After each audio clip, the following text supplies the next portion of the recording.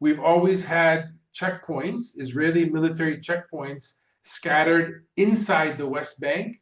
Today, we have over 900 checkpoints and earth mounds and gates separating Palestinian communities from other Palestinian communities throughout the West Bank.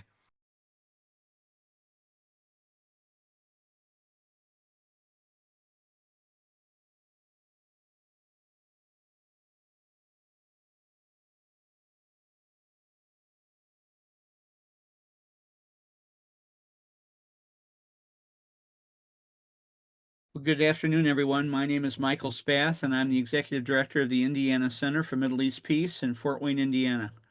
I'm also on the board of ICAD USA and the other co-sponsor of this webinar. This is the first of a two-part series on the dangers of Israel's and the United States normalization agenda, the devastating effects it has for Palestine, and what an anti-normalization campaign might look like. Sam Bahor is a highly respected Palestinian-American businessman, commentator, and activist living in Ramallah. He's a policy member of Ashabaka, the Palestinian Policy Network. Sam was instrumental in establishing the Palestine Telecommunications Company years ago, an Arab Palestinian shopping center, and he's currently helping to train future business leaders. Jeff Halper is a Jerusalem-based political analyst and activist. He's the founder of the Israeli Committee Against House Demolitions and is a participant in the One Democratic State campaign. Jeff is nominated this year for the Nobel Peace Prize with Hebron-based Palestinian activist Issa Amro. Sam and Jeff, welcome. We'll get to our discussions about normalization in just a minute. But I want to ask you a couple questions just to set the context. We're at day 705 of Israel's genocide of Palestine. Israel just bombed Qatar, attempting to take out two Hamas leaders. But we're at day 705 of genocide, and the world sits silent for the most part, not all, but for the most part. And I'm just letting that sink in. Recently, the so-called Smotrich plan and the Trump plan have made headlines again, not only for Gaza, but for the West Bank. Both are what I call Israel's final solution for Palestine. The Smotrich plan has Israel from the river to the sea, with the exception of a half-dozen ghettos, Bantustans around the major Palestinian population centers, and the Trump plan is similar. Places Gaza under a U.S.-run trusteeship for 10 years, depopulating Gaza of Palestinians, including bribing them to leave, and turning it into a Gaza Riviera and tech manufacturing hub. So I'd like for you both to just comment on the context in which we're going to be discussing normalization and anti-normalization. So Sam, why don't you begin? Sure. Thank you for having us. Great to be with Jeff again. Good friend. Where to start? So much is happening. I would take a 30,000-foot view to set the scene, in that what we are witnessing from October 7th until today is not new for Palestinians. It is an accelerated, a more bolder action that Israel is taking, but has been taking ever since 1948, when it was created. I would claim that the Nakba in 1948, when 3/4 of the Palestinian population in Palestine, in historic Palestine, were removed from what became Israel, was similar to what's happening today, but without social media and without 24/7 news streams. So it wasn't documented maybe like what today is being documented. Today, the weapons are much more dangerous, much more destructive. But again, all the elements of what we're seeing, whether it's bombing cities, that happened in Jordan, it happened in Lebanon, it's been happening in Gaza regularly, whether it's arrests, there's always been around 1,200 to 1,300 Palestinians in Israeli prisons, the majority of them being held without any due process and not being charged. It's called administrative detention. Today, that number is up to around 14,000. So same process, just accelerated. We've always had checkpoints, Israeli military checkpoints, scattered inside the West Bank. Today we have over 900 checkpoints and earth mounds and gates separating Palestinian communities from other Palestinian communities throughout the West Bank. Not to speak of the checkpoints between here and Israel, which is a different layer. So one last and major thing is the settlement expansion. Israel, successive governments in Israel have continued to build Israeli settlements for the last 40 years. That has accelerated as the world's attention has been focused on Gaza.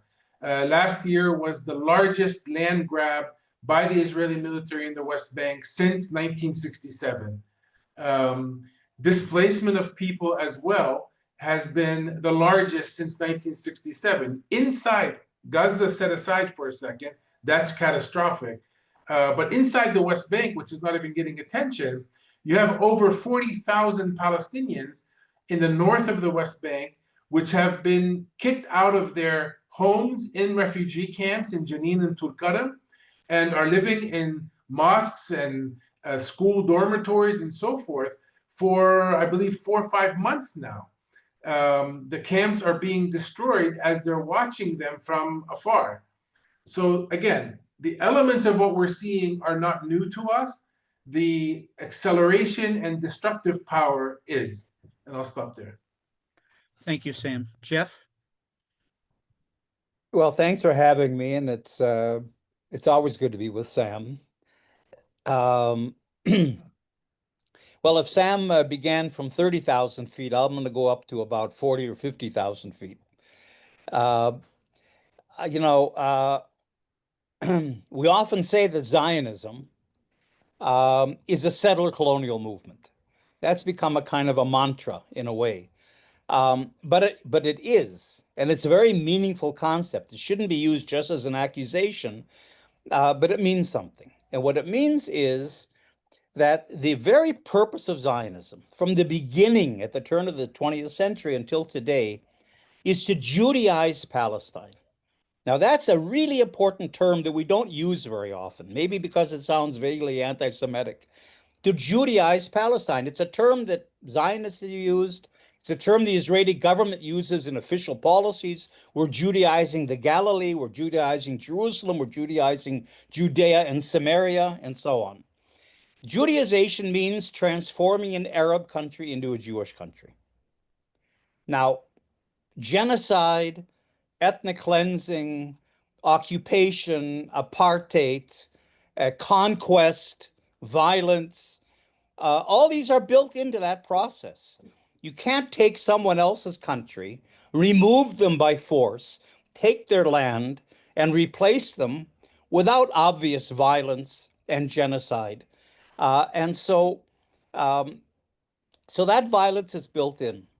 And in Judaization, you try to eliminate or erase the Palestinian presence completely. Now, there's different stages of it, but the first part of the Judaization process, of course, that we're still involved in is taking the country. And I think and this is where normalization comes in, because you Judaize, in other words, you continue to expand and build settlements. That's why it's called settler colonization, because it isn't like the British colonized India, is that you're actually creating facts on the ground.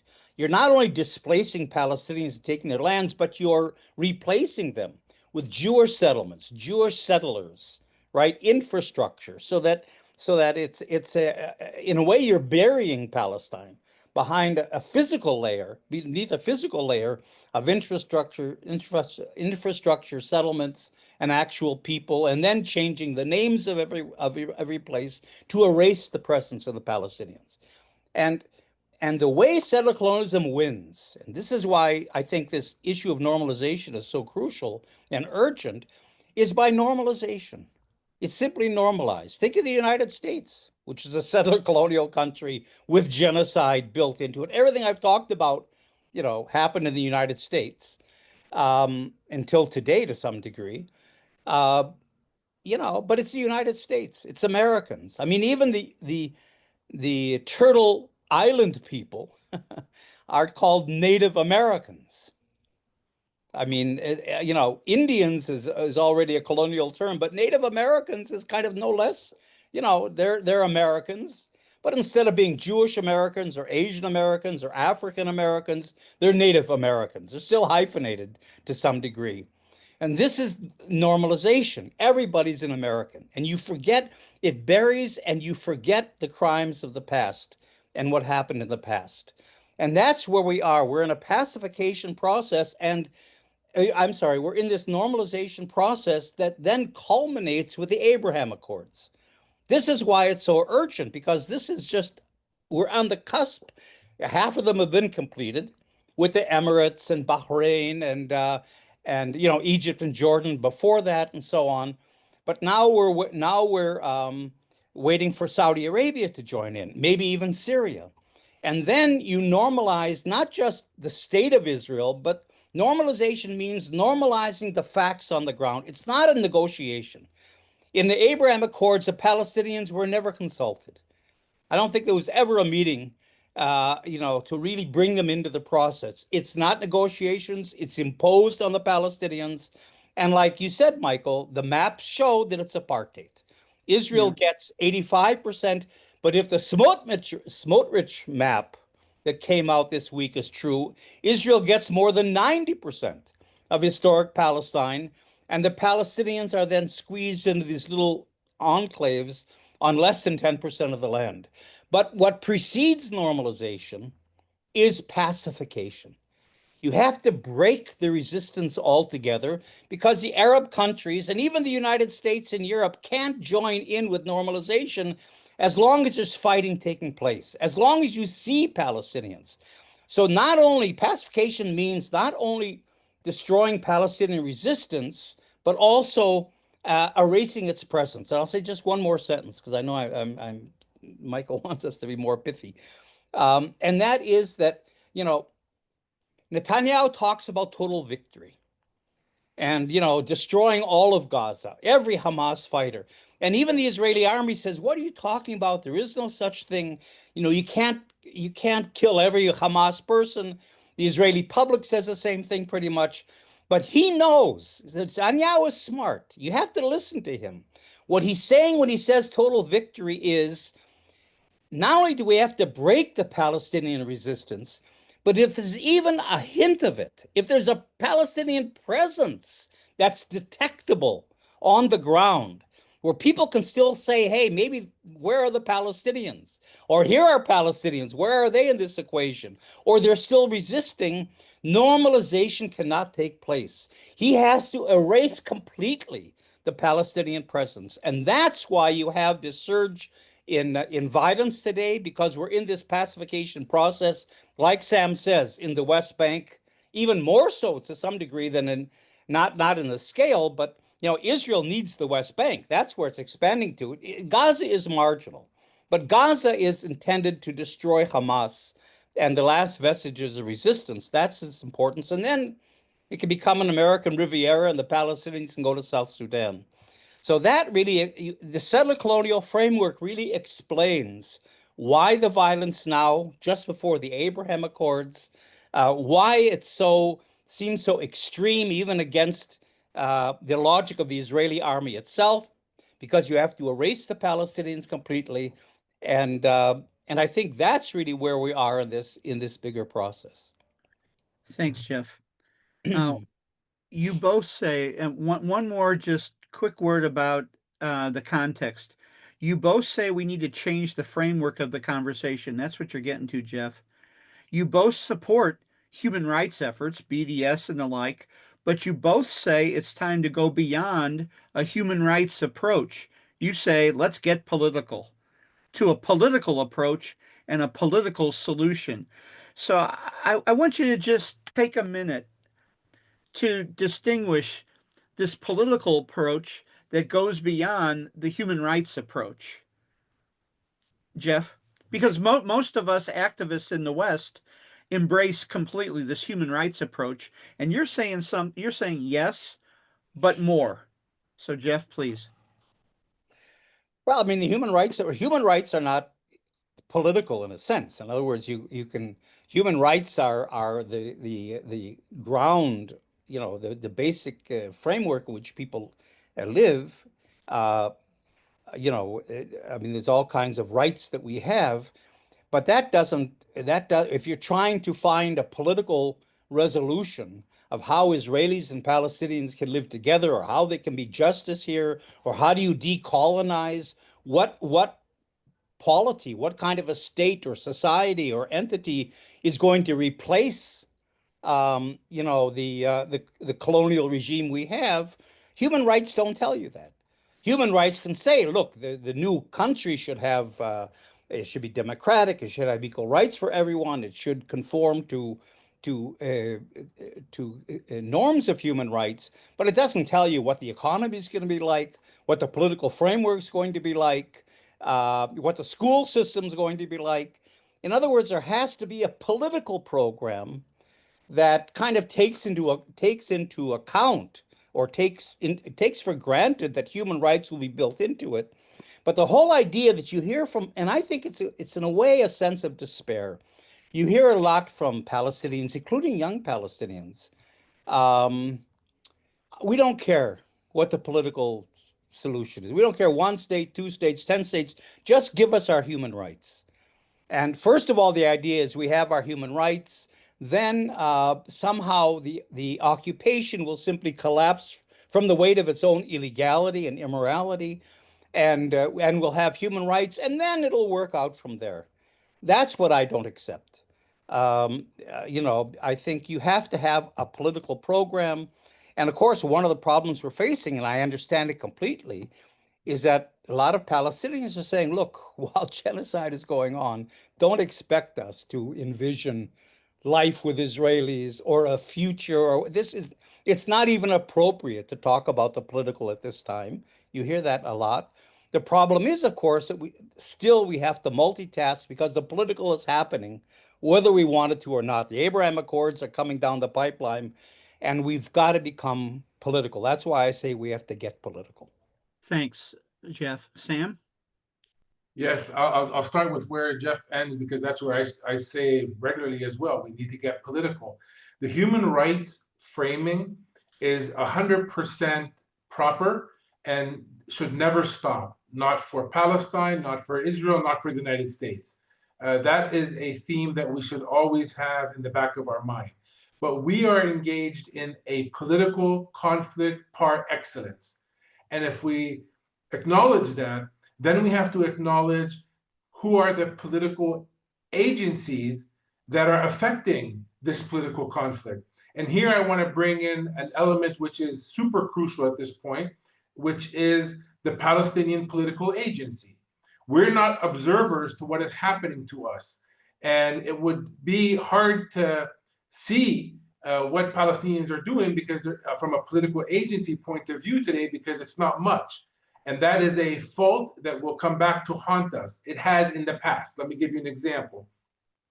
The Palestinian political agency reached a point where they have adopted and bear hugged a two-state solution, recognizing the state of Israel, something Israel never, ever did to the Palestinians, which is recognizing two states clearly, and for sure, never recognizing the Palestinian state.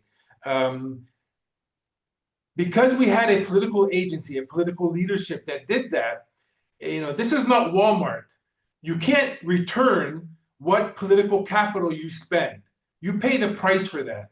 And to turn it around requires, blood, sweat, and tears.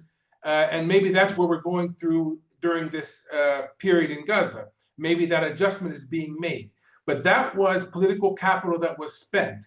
The younger generation is looking at that and saying, you spent political capital over and over again on an agenda that the international community has not only brushed aside, but is clearly saying in public, on TV, you will never have a state. We don't accept it. Not only that, we don't even accept that you're under military occupation, the US and Israel say.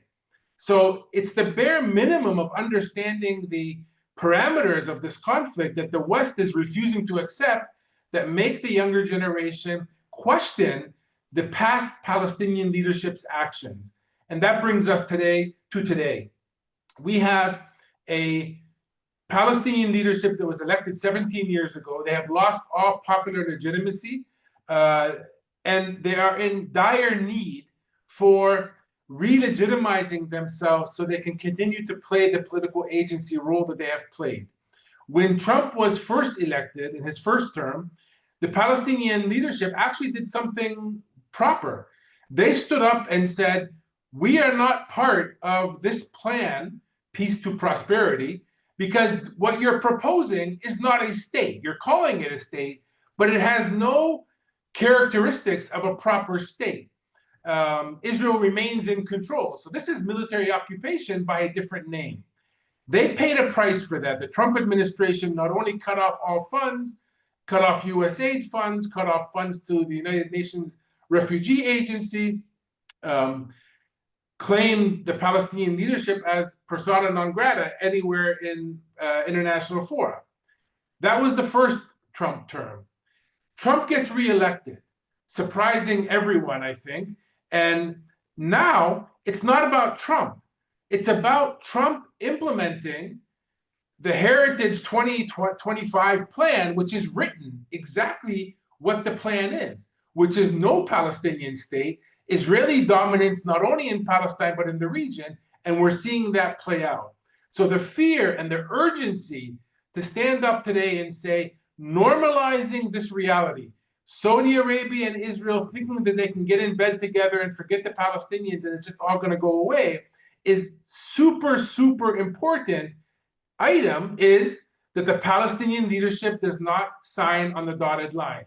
I would claim, and I had a 3-hour discussion with Jeff in Ramallah a couple of weeks back on this, if the Palestinian political agency does not sign on the dotted line, which they have not done yet, thank God, there is no deal.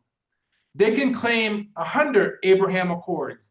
If the Palestinians have not come forward to sign the dotted line, that cannot be a sustainable arrangement.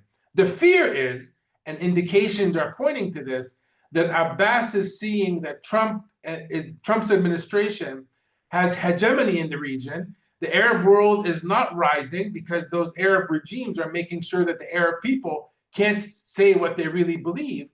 So I feel that he may be looking to gain legitimacy by appeasing Trump in order for him to be invited to the second round of the Abraham Accords, especially given Saudi Arabia is saying we have to have a Palestinian state. What they really mean is we have to have a Palestinian sign the dotted line. I don't think they really care where the line of the state is or how the economy is going to work.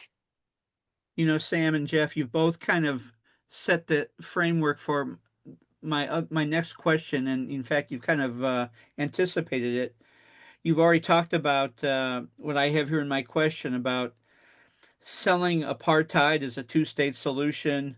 You've talked about, Jeff, Judaizing Palestine. You've brought up the Abraham Accords. And I do want you to touch on another aspect. You know, most folks who aren't involved in these issues in the West, we read in the news that there's going to be a Palestinian state recognized by France, the UK, Canada, Australia, and others. And for most people, 95 or more percent of people, they say, finally, people are coming around to recognizing a Palestinian state. The two of you, along with our guest next week, Dahlia Ismail, say that that's actually a part of the normalization process, or at least the way they're recognizing Palestine is part of the normalization process. I want you both to just say a word about that particular part of it. Yeah, is this you, Sam, sharing the screen? That's Jeff. That's Jeff. So Jeff, why don't you go ahead, and then Sam, then you jump in. Or okay, yeah, Jeff, sorry. Yeah, Sam, go ahead and talk about these Sure. other countries recognizing Palestine. Sure. I think, and this is a long-term position I've had, and I remain committed to it. it is correct and progress to recognize the state of Palestine. How to recognize it? What state are you recognizing? The Palestinians brought to the United Nations a resolution in 2012, which states in writing, I highly encourage people, it's a 4-page document you can read. It is the definition of what I call the new state of Palestine, because the old state of Palestine is from the river to the sea. The political concessions that this leadership has given over the years has brought them to accept a new state of Palestine aligned with international law and what the countries of the world have accepted, which is a state of Palestine in the West Bank, Gaza Strip, and East Jerusalem, with one border that needs to be negotiated with Israel, which is our western border. Note here, footnote, Israel has the same kind of recognition in the world. It's a flawed recognition. It doesn't have its eastern border defined. Yet the entire world, the US 11 minutes after they announced the state of Israel, have recognized the state of Israel. So what we're saying, it's about time, especially for those countries that are claiming that they support a two-state solution, on paper to recognize the Palestinian state, acknowledging that one border that needs to be negotiated. What's being proposed is not that. What's being proposed is, I don't know what you're going to, I mean, a Bantustan might be too of a positive word for it. It is a set of islands disconnected under the full Israeli control, and they want to call that a state. It's kind of like calling the US today a democracy with what's going on, right? You can say that, but reality on the ground is showing something very different. So bottom line is, yes, we would hope that the Western countries join the majority of the world, which have already recognized the state of Palestine long ago, many, many years ago. Over 149 countries recognize that state. The Western countries are now coming around to it, and the fear is that they're coming around to a flawed recognition, mostly not because they're convinced, because they're very late in the game, but to turn attention away from a genocide. They should really recognize the genocide first, and then maybe start their actions with recognizing the state of Palestine, then holding Israel accountable. Instead, the entire conversation is becoming around this month with recognition, and people are not talking about Gaza and the Gaza city, which Israel has entered more than 50% of already. And if the Israeli side feels that people aren't getting the message, they go and bomb Qatar, a US ally where there's a base, the largest base in the Middle East, to really get people's attention off of Gaza. And I think we need to be clear, we never can get our eyes off of Gaza right now. What's being committed is a war crime, a genocide. It's going to come back to haunt the entire world, not just the Israelis. So, Jeff, I want you to comment on this about this kind of false recognition or recognizing something that's less than a full Palestinian state. It doesn't matter, this kind of recognition in name, if these Western countries are still supplying arms to Israel. And as we noticed, there were British drones giving cover to the missile attack in Qatar. So it doesn't matter what the UK says in terms of recognizing a Palestinian state if they're going to still keep supplying arms and providing cover. Jeff, do you want to say a word about that? Well, first of all, a two-state solution is needed cosmetically because, you can't sell even normalization, even an opposed Israeli apartheid kind of a settlement, without giving a sop, at least to the Palestinians. There is that expectation. And there's another thing as well, and that, of course, is Israel can't give citizenship to the 5 million Palestinians of the West Bank and Gaza, and even Jerusalem, where most Palestinians that live in Jerusalem that's been annexed to Israel, is the capital of Israel, so-called, don't have Israeli citizenship either. So there's 5 million Palestinians Israel can't give citizenship to, because then it wouldn't be a Jewish state. And therefore, Israel needs a two-state solution in a sense in order to get the Palestinians off our hands. Really what Israel wants, and it says so, is there's a state of Israel, but not a Palestinian state. The Israeli government is firm that there will not be a Palestinian state. There'll be a Palestinian entity that was always defined all the way back to Begin and before as an entity that has autonomy. And Netanyahu put it the best. Netanyahu said autonomy plus, state minus. Something in there, but all controlled by Israel. So that Israel does not talk about a two-state solution. It's really talking about a state entity solution that I at least call two-state apartheid. I mean, this is apartheid, and we don't have to be we don't have to guess at what the parameters of this are, because it's very clear in the map that that Trump presented. In 2020 already, in the Abraham Accords, and more or less, this, I don't think the map has changed a lot, except that probably the Palestinian areas have gotten smaller because of the settlements in the meantime. But just to give a visual to what Sam was talking about, and let's remember also that the Americans do not have a policy towards Israel-Palestine. This is all dictated by Israel. Every administration, Republican or Democrat, simply accepts the Israeli dictates. They might be the ones to present it. And also, let's not forget that at Israel's insistence, the United States is the only mediator allowed to mediate, to negotiate between Israelis and Palestinians. Europeans are not allowed. Now you've got this conference coming up on September 23rd at the UN that the United States and Israel are boycotting. And not only that, as you well know, Trump revoked the visas of the 80 members of the Palestinian delegation, so they can't come and participate. So the meetings have moved to Geneva. Why? The United States supports a two-state solution. Europe is no better than that. They support this two-state solution. Why are they boycotting? Why is the United States so much against this? Because they're the only mediator, and they don't want, and Israel doesn't want in particular, to get Europeans involved, because Europeans are marginally more critical, you see? And that's really the basis. I mean, Israel is really concerned that the United States be the only mediator. Israel then dictates to the United States. So this whole process is really an Israeli-driven process of Judaization and colonization and apartheid. So the Trump plan here that's in front of you is really an Israeli plan, at least until then. And that is, like Sam said, really quickly, Israel's in control of the vast majority of the country.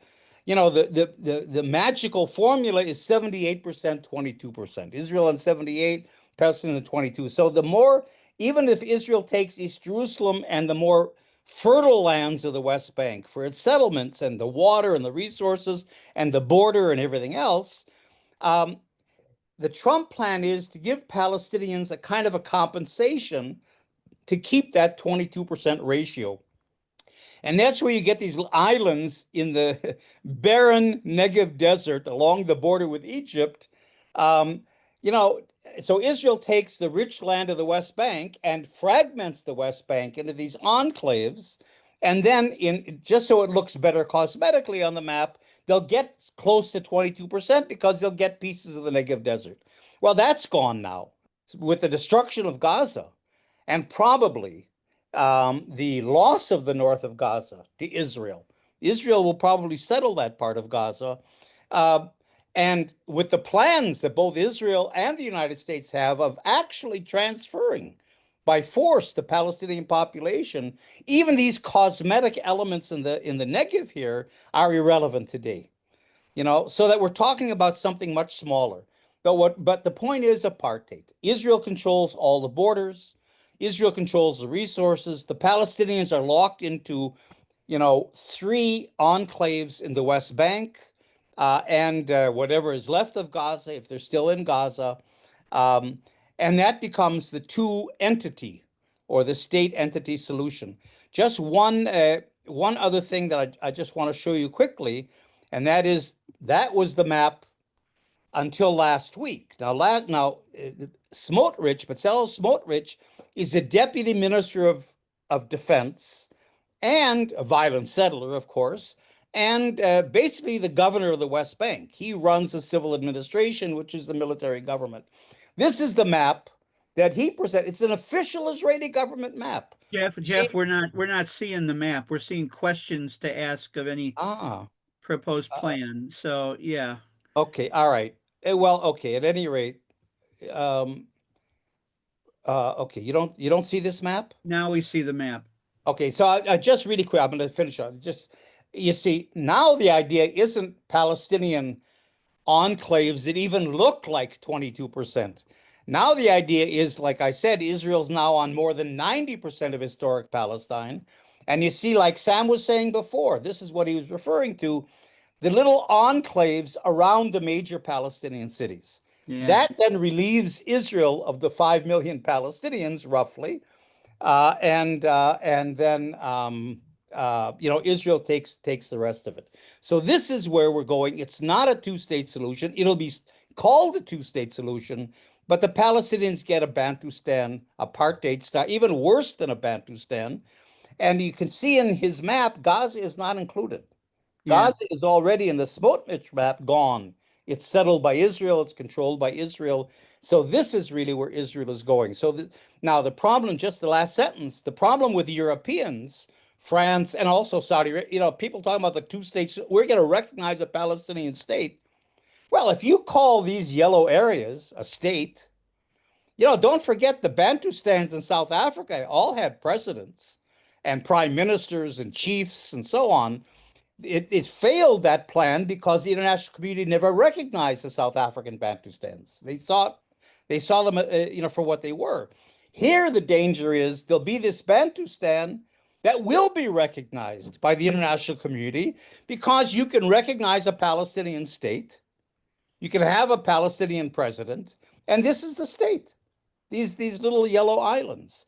And that's where, there's a real danger of the two-state solution and recognizing a Palestinian state being a cover or even enabling Israeli apartheid. Thanks, Jeff. Sam, you and Jeff particularly here has talked about the implications within the political realm. You're a businessman, activist. You specialized in business development and startups. I want you to say more about how this normalization and anti-normalization process manifests itself in the world of business, industry, tech, in the economic sector, and include maybe your take on Norway's recognition of Palestine, but included with that its divestment from Caterpillar and 5 Israeli banks.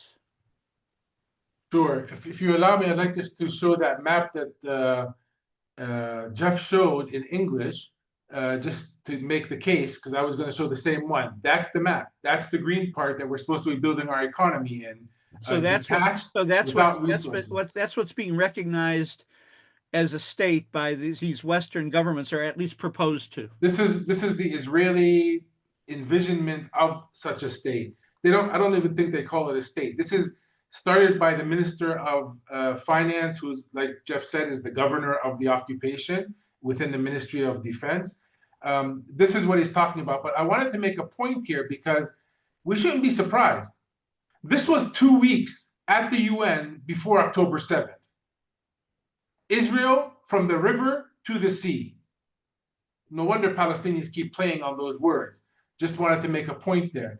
But in terms of economy, I mean, I don't know where actually to start. The private sector in the West Bank, I mean, we have 40% of our population under occupation is in Gaza. So from a pure business perspective, we've lost 40% of our consumer base and 40% of our working population. In addition to that, the West Bank, under the extreme restrictions that have been put in place after October 7th, companies are barely surviving, barely. In addition to that, we have, before October 7th, about 200,000 Palestinians who go work in Israel every day. and get paid in Israeli shekels and bring those shekels back into our economy. After October 7th, they stopped allowing Palestinians to get permits to go work in Israel. Now it's back like around to 30,000 because the Israeli economy is addicted to Palestinian labor. So they allow some people to go back. But you have that unemployment now also in the West Bank. In addition to all of that, those shekels, that Israeli currency that those workers were bringing into the West Bank were becoming too much for the Palestinian economy because people don't take loans in shekels. The shekel is too fluctuating of a currency. In a normal situation, when the banks start getting too much of a foreign currency, they call the central bank of the country who owns that currency and ask for them to convert it to dollars, for example. Israel is the only country in the world that refuses to take its own currency, knowing that their shekels are drowning our financial system. And I can say that because I was on a board of a bank and I saw the safes and I see the insurance policies and the risks that go along with having overflowing Israeli currency in your banks. Add to that the checkpoints that I spoke about. You're talking about checkpoints and earth mounds and gates that are separating Palestinians from their schools, Palestinians from their villages, Palestinians from their city centers. And most city centers have about 50 to 100 villages that serve the city, come in and out for healthcare, for groceries, and so forth. All of that has been destroyed. I mean, I'll give you an example. 2 days ago, half the day was spent making sure that we can guarantee people got back home who lived outside of Ramallah because the entire Ramallah area was closed off. So they've already started putting in place the infrastructure of Bantustans, of these cantons. Now, politically, they just want to make them even smaller and less. And when I say that, you have to think as well of resources. We don't have enough water for the people currently in the cities, let alone having an influx of all of the villages being forced to come and live in Ramallah. The settlers, with the IDF protection, are on a rampage. They've been on a rampage long before October 7th. 2023, before October 7th, was the deadliest year for settlers killing Palestinians, including American citizens. Now those settlers, a month ago, took over the pumping station that serves about 15 Palestinian villages around Ramallah. The location is called Ain Sinya. And now those people from those villages are demonstrating in Ramallah in front of the water department saying, Palestinian Authority, you have to do something. We don't have water. So the resources cannot serve the political envisioning, nor do the political aspirations of the Palestinians.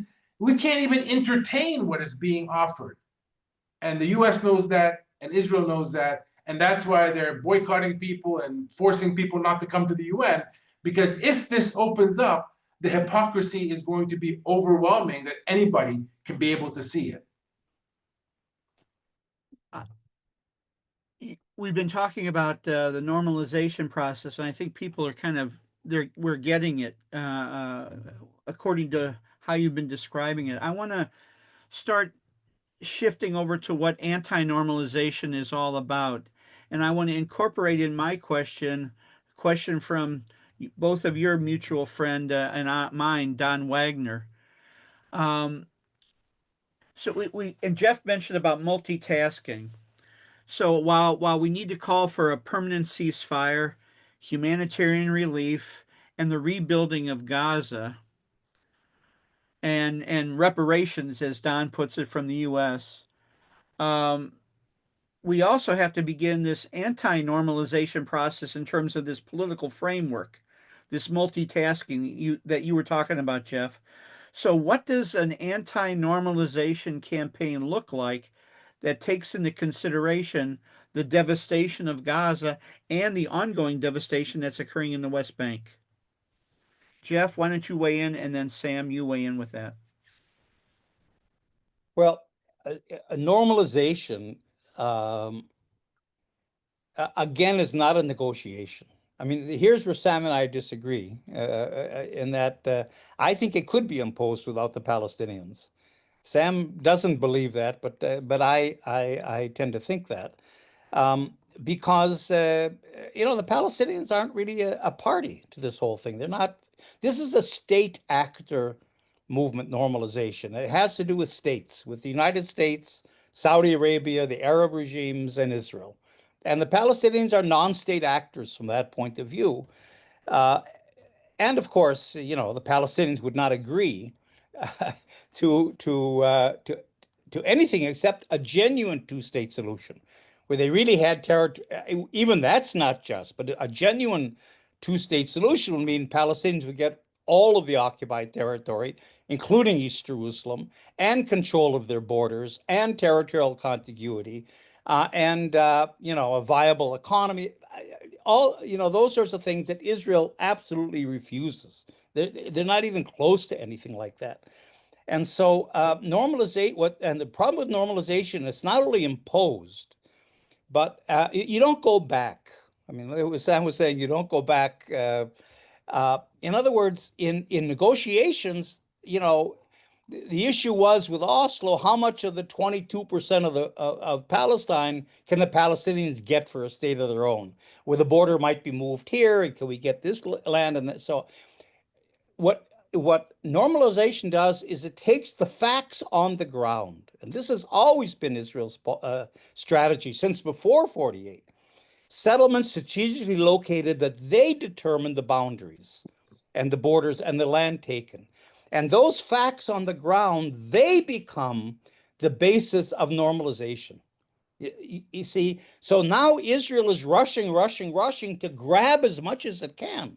That's where you get the violence in the West Bank, and massive tracts of land are being expropriated, or farmers and shepherds are being pushed off, because whatever Israel manages to grab before the Abraham Accords are completed and signed is Israel.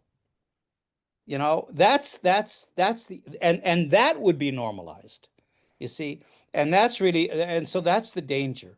So the first thing, the most important thing to do is to understand the importance of normalization within this settler colonial framework.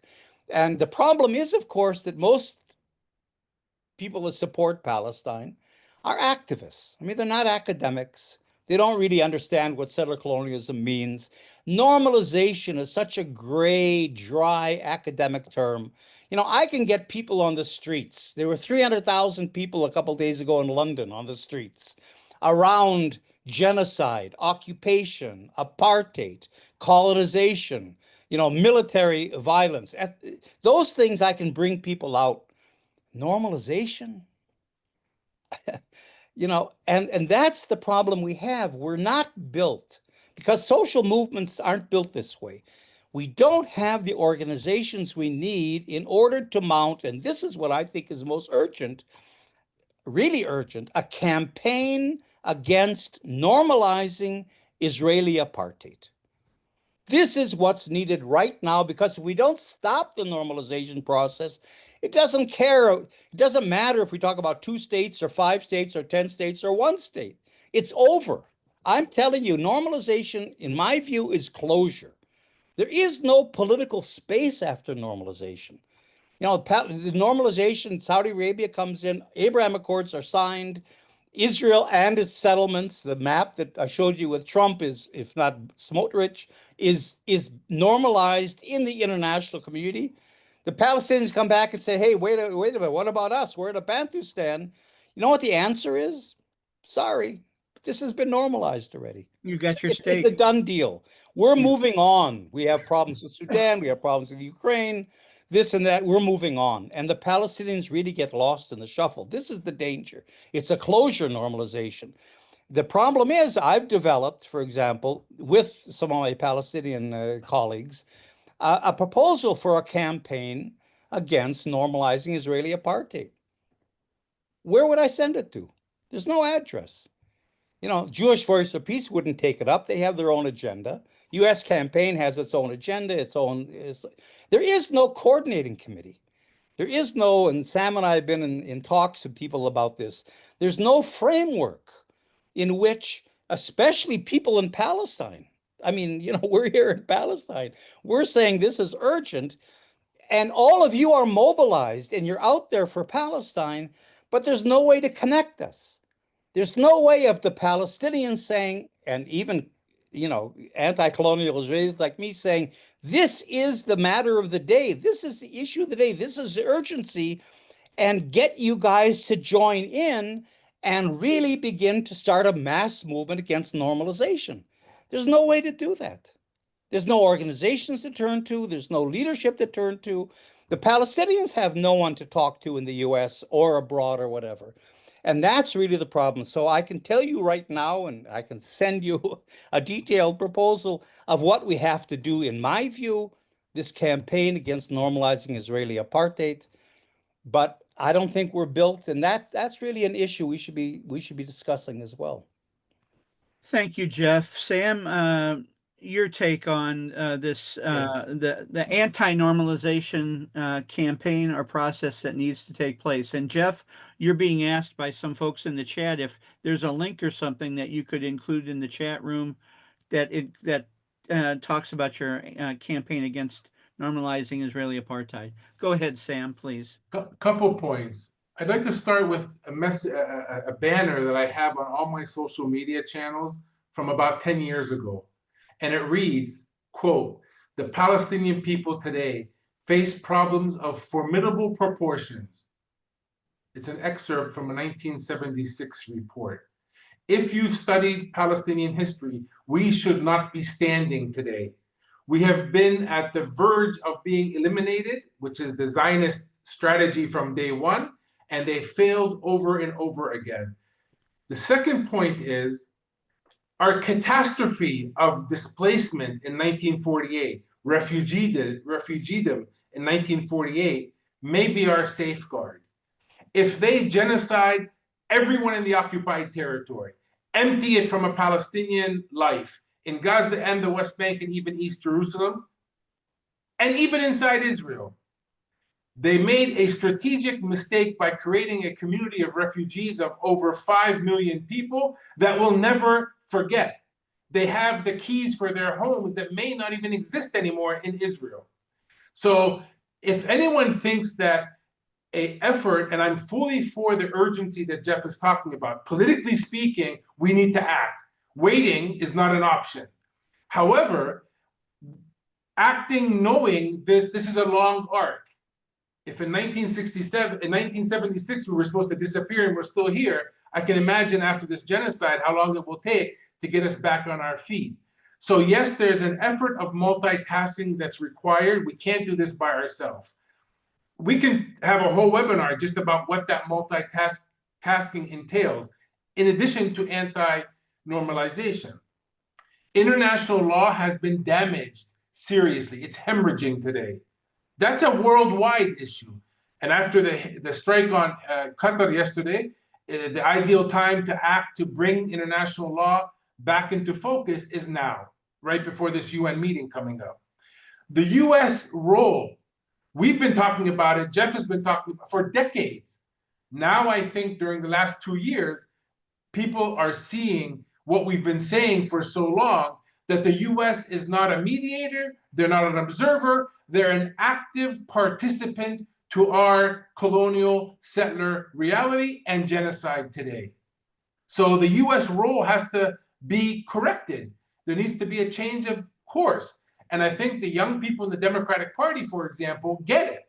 And that's why there's this division between the party leadership and the party base. It's moving in the right direction, but it's moving too slow. And then Israel needs to be held accountable. Finally, someone has to start holding Israel accountable. After a lot of effort for decades, thanks to many efforts of the PLO and the BDS movement and many, many others in the Solidarity movement, today we have normalized, to use that word, that we can start talking about applying sanctions, not boycotting, not divesting, but sanctions on the state of Israel, an arms embargo, which Amnesty International called for about 10 years ago on Israel. This is becoming a normalized discussion that hopefully will get traction for states to actually act. And then there's the elephant in the room. The elephant in the room is the one I spoke about a little bit ago, the political agency of the Palestinians. That address that Jeff is looking to send his proposal to has to be a Palestinian address. It has to seriously take that thought process, evaluate it, discuss it, open the discussion amongst the Solidarity Committee to get input, but the decision has to be a Palestinian decision. That process is missing today. And that's where a lot of our work these days are going, to get that back on track, which is not an easy task, especially when you have the US blocking any attempt for Palestinians to reconcile. Both of you have deep, deep connections in the U.S. And have spoken here many times, are from here. Talk to us about the political process in the United States, and you've already talked about our complicity, even more than complicit, we're active participants in this genocide. But the various ways we can put pressure on our politicians here and move the political process forward. Things are changing, particularly with the younger Democrats, as you pointed out, Sam. But are there particular organizations that you're both closely connected to, and what have you found to be your efforts with top down and also bottom up pressure in our country? Sam, why don't you start, and then Jeff, you can pick it up from there. Sure. I mean, it requires really a session in its own because it's Of so course. important and it's very, very multifaceted. But we see that this dark slash dirty money in U.S. politics is causing the U.S. not to act, the U.S. lawmakers not to act in U.S. strategic interest. They're acting in the interest of a foreign state called Israel. That has become extremely clear during the last 2 years. And I think it's ticking a lot of Americans off. You know, as Detroit doesn't have clean water, you're having water subsidized for Israeli illegal settlers. There have been some excellent campaigns as well. The Not on Our Dime campaign in New York to hold accountable nonprofits that are taking monies from Americans, not paying taxes on it, and supporting illegal settlers.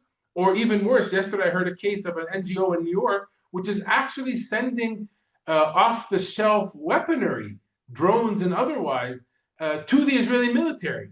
And they're bragging about it. And the military people on the ground here, the Israeli soldiers, are holding it up and saying, "Thank you, New York." I mean, those kinds of relationships need to be broken. The Israeli bonds that have become a backdoor for Israeli financing its illegal settlement enterprise and all of the destruction that it's causing needs to be started to held accountable. And then there's too many to mention. I mean, I'm a board member of Just Vision, which produces documentaries, long-form documentaries to get people to understand what's happening behind the scenes. Our last one was called Boycott, and it shows how the Israeli lobby and Israel itself from Israel, is actually working at the state level in the US, bypassing regulations to be able to influence legislation at the state level to make it illegal for an American citizen to boycott Israel. I highly encourage anyone who has not seen it, please go to justvision.org. It'll give you a window into how deep the state of Israel is acting at the state level. I can go on and on, but those are 4 buckets that I think we can talk about. Thank you, Sam. Jeff? Well, I agree with Sam and all of that, but I also agree that this needs a much bigger strategic discussion. I mean, we have a very strange situation where you have Palestinians here, and of course, again, anti-colonial Israeli Jews like me. There's a number of us as well. And you have this whole massive mobilization worldwide, including in the United States, and you're all involved with that. That's very important and doing great work. But there's a disconnect. And somehow, the groups abroad, I mean, all these campaigns are important. I think also of BDS, and there's all kinds of BDS campaigns. But again, they're disconnected from the politics of it all. It's protest, it's activism. Sometimes it's lobbying for some particular thing like stop arming Israel, which is pretty important. You know, a ceasefire in Gaza, which is urgent. I mean, they're not that these are marginal issues, they're important, but they're specific issues. And maybe they could be done. And it does give a certain concrete ask or demand of us towards our political leaders.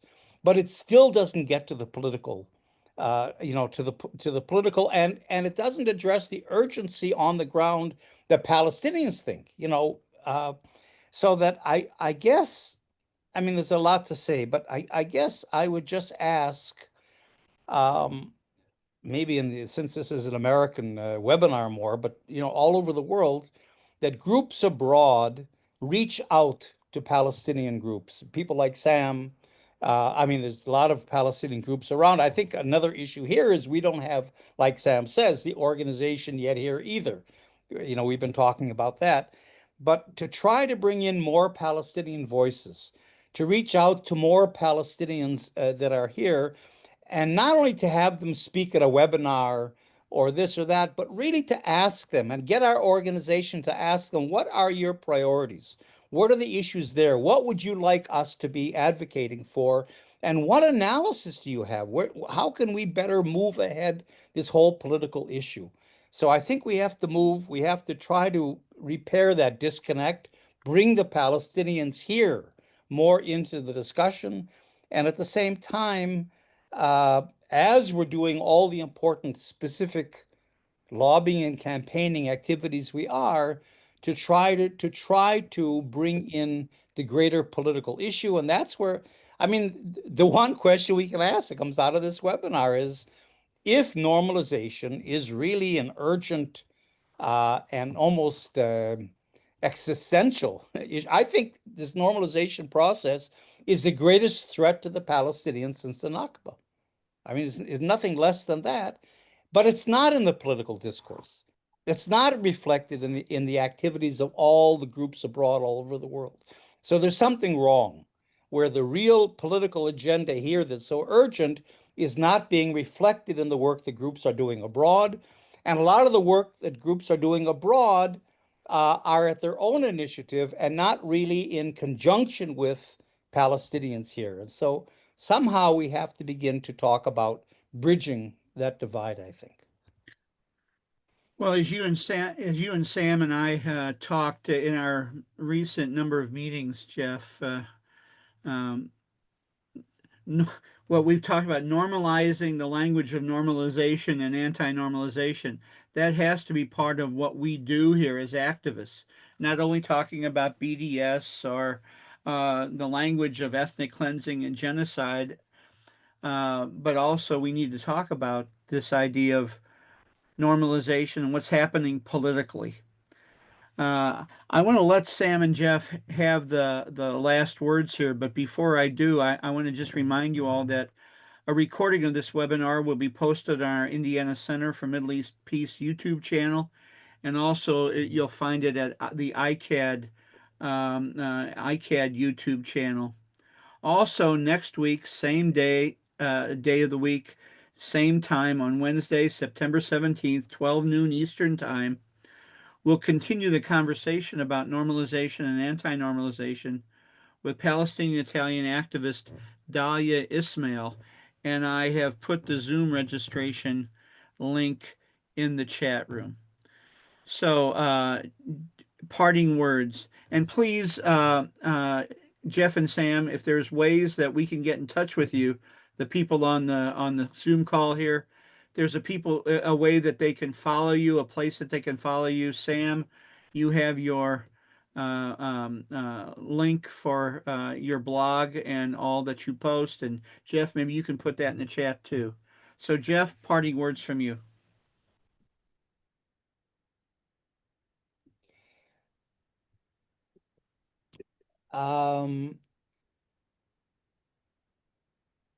Well, again, as this webinar is trying to focus on, I think politically, the most important thing in front of us is this campaign against normalization. Now, people have asked, I know on the chat line, is it out there? It isn't. I mean, I've written it and I've passed it around to different groups, but it's never really gotten off the ground because there aren't any groups to really run with it. And BDS won't take it because BDS, as good as the work is that they do, they're not political, and they will not get too involved in political things. So there's a whole problem here. The BDS movement has probably the greatest reach in terms of organizations, and it's very well organized, but they stop short of political, and so we're stuck there. They're not, going to take on this as well.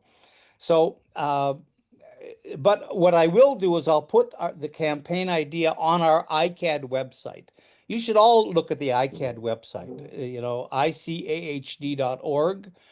Because it's a wealth of resources, all kinds of things that you'll find really useful. But I'll put it up on there so it's at least you can download it and so on. You can always contact me if Mike Mike is saying people want to continue a discussion.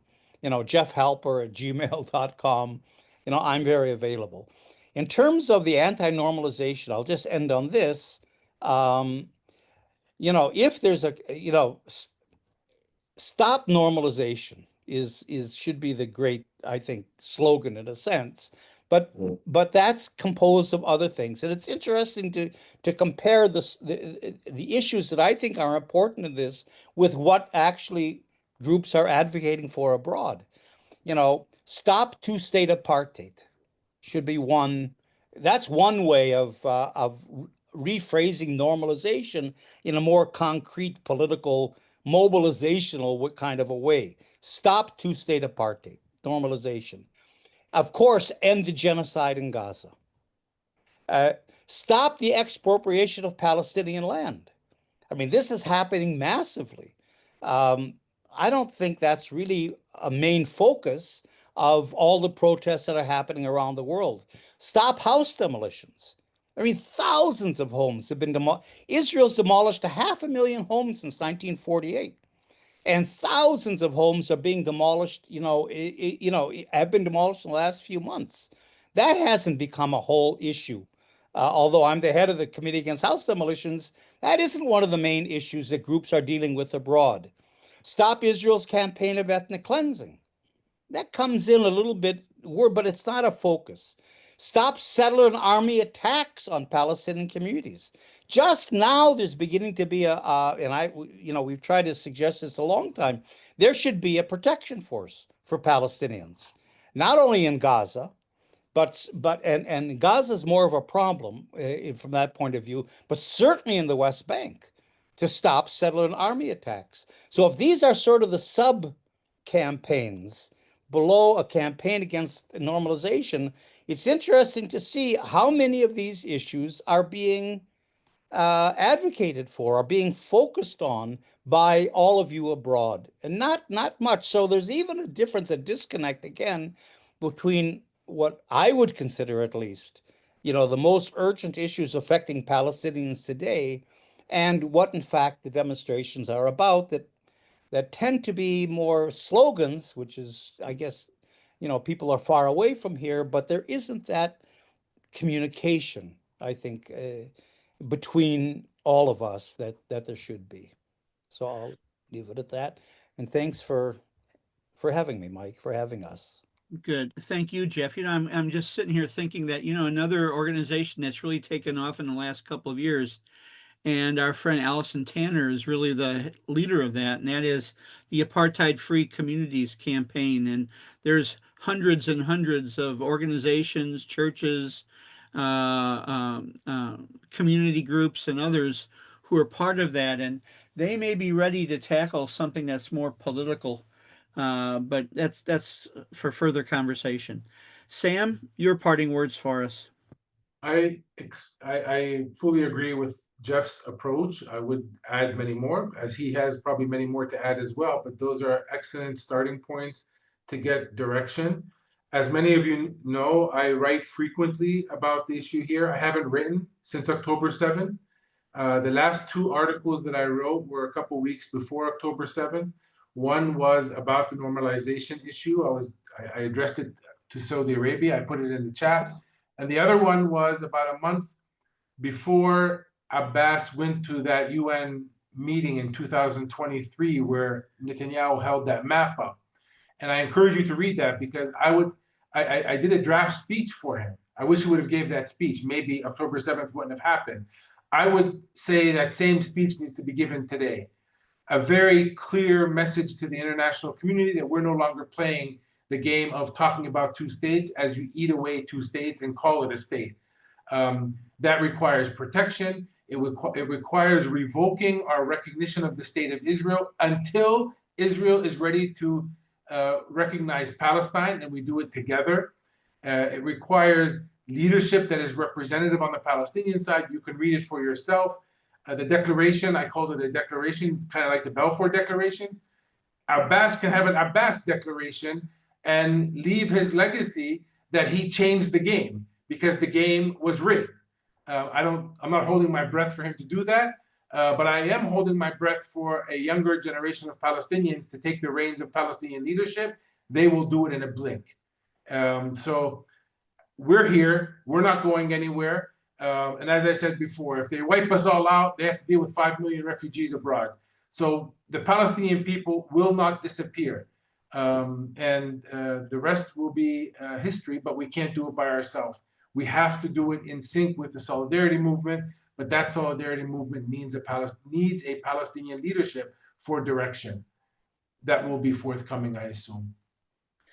And Sam, thank you. And I'm assuming that we can find both of those articles that you mentioned at epalestine.ps. Yes, under Sam's writings. Yeah, okay. Well, I'm deeply grateful to my two friends, Sam and Jeff, for joining us today. I'm deeply grateful for the partnership of ICAD and ICAD USA and co-hosting this Indiana Center for Middle East Peace webinar. I hope that we'll see you all next Wednesday at 12 noon Eastern Time with Dahlia Ismail, where we'll pick these same topics up again. And I want to thank you all for joining us today. Michael, one Yes, last Sam, word. please. Yes, One please. last word. You bring delegations here on a regular basis. I cannot say how important that is for people to come on the ground and, like Jeff said, talk to real Palestinians, see their reality, visit a checkpoint, see a settlement. So I highly encourage you to continue to do that, and anyone on this call who has not come to Palestine to come. And you can come through ICAD if you'd like. And ICAD as well. All kinds of ways. We run 2 study tours every year. Great tours. I mean, Sam is a part of those programs. Yep. We're doing one in November. We do it every 6 months, 11-day program where really you get into deep into Palestinian society, not only in the occupied territory, but inside 48, inside Israel as well. So look at our website, our study tours, and Sam is right. Palestinians are saying we need not only solidarity, but we need you here. We're feeling isolated, we're feeling threatened, and having you here is really important. So ICAD study tours are certainly an option. And of course, I'll be bringing a group next June. So thanks, I Jeff. speak to both of your groups. So yeah, there's plenty of these kind of groups, but thank you for bringing it up, Sam and Jeff. That's important. Sam, thank you. Jeff, thank you, and thank you all for attending today. thank you all. See you next Wednesday.